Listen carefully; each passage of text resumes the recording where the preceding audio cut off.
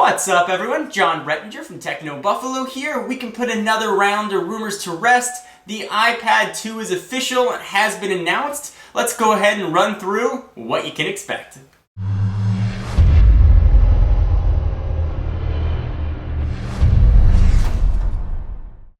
So the Apple keynote just ended. If you see me look down, it's because I got some notes in front of me. There's a lot to run through. So let's go ahead and get started. Keynote began with Steve Jobs coming out on stage, looking very good.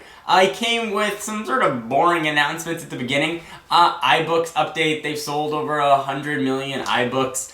They've paid developers just about $2 billion, so App Store's obviously been a huge success for them. 15 million iPads sold in 2010. And then we got to the good stuff. The iPad 2, just named iPad 2, not iPad 2GS, just straight up iPad 2, the number 2. It's going to be powered by a new A5 chip, for those of you guys that are keeping track. The previous generation iPad was powered by an A4 chip, and then we saw that A4 chip slowly make its way into the iPhone 4, so this new A5 chip will probably make its way into next generation iPhone as well. It is dual core, as is the trend nowadays. It's going to give you 2 times faster CPUs. It's going to give you 9 times faster graphics, which is, pretty nice. The iPad 2's got front and rear facing cameras. We'll talk about that in just a minute. In addition to a gyroscope, from a size standpoint, it is 33% thinner than the outgoing generation. Weighs 1.3 pounds compared to the current, or I guess the first generation, is 1.5 pounds, so a little bit lighter. It is 8.8 millimeters thick compared to the iPhone 4's 9.3 millimeters. So of course that means it is thinner than the iPhone 4, which is already an extremely thin device. It's going to be available in 2 colors. I know you're probably laughing home because you've heard this before. It's going to be available in black and white, and the white unit will be shipping on day 1. It's certainly made a point to address that, and it's going to be available on Verizon and AT&T. Both colors will be available. It is going to be just 3G, EVDO, Rev A on the Verizon, CDMA side, and just standard 3G on the AT&T side.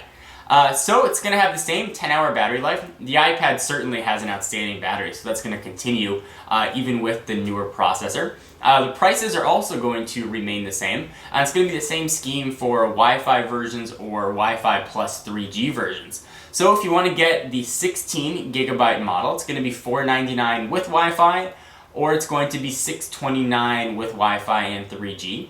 The 32 gigabyte model is going to be $599 with Wi-Fi, and it's going to jump to $729 for Wi-Fi plus 3G. And so there's $100 price increments from each. The 64 gigabyte model is going to be $699 for just the Wi-Fi, and it's going to be $829 for the model with Wi-Fi plus 3G, and you'll be able to get yours in stores March 11th. It's going to be shipping to a ton of countries, and it's going to be coming to probably the rest of the world later on in March as well. So March 11th is the date to mark on your calendar for you iPad 2 hungry folks. And they got some kind of neat specs about it and accessories. There's going to be an HDMI video out accessory, something that the iPad 2 certainly needed. It'll output up to 1080p content, which is pretty nice. It'll work with all the existing apps, so you'll be able to use any application that you want. With full rotation support, you won't have any setup. It's going to be a plug-and-play thing. You can charge it while you're using it, and the accessory is going to cost you $39. Next, they talked about something that was kind of neat, called smart covers. It's sort of a case for the iPad. It doesn't cover the back. Essentially just goes right on the front of it. It's kind of like a magnetic flap. And if you've ever used a BlackBerry, for example, and you know the cases that comes with it, when you slide it in, there's a magnet, turns it off, slide it up, it turns it on.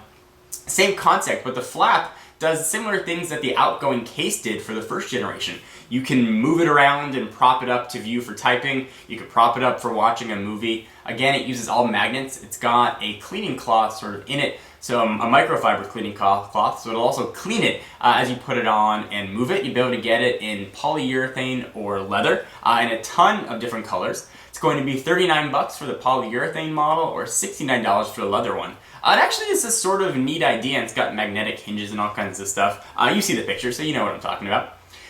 So next they talked about iOS 4.3. And as I mentioned in my previous Apple rant, I was hoping for new features in iOS 5. They did not announce iOS 5, just sort of incremental upgrades for iOS 4.3. You're going to have improved Safari performance, which is always good. You're going to have some AirPlay improvements. A large announcement that really went without much fanfare is iTunes sharing, and that'll be able to access all of your iTunes content across Wi-Fi, which is kind of neat. You'll have now preferences on the switch on the side for either mute or rotation lock, so that's coming back. You can pick what you want. For the iPhone 4, only for iOS 4.3, you'll have personal hotspot access, which would be kind of nice.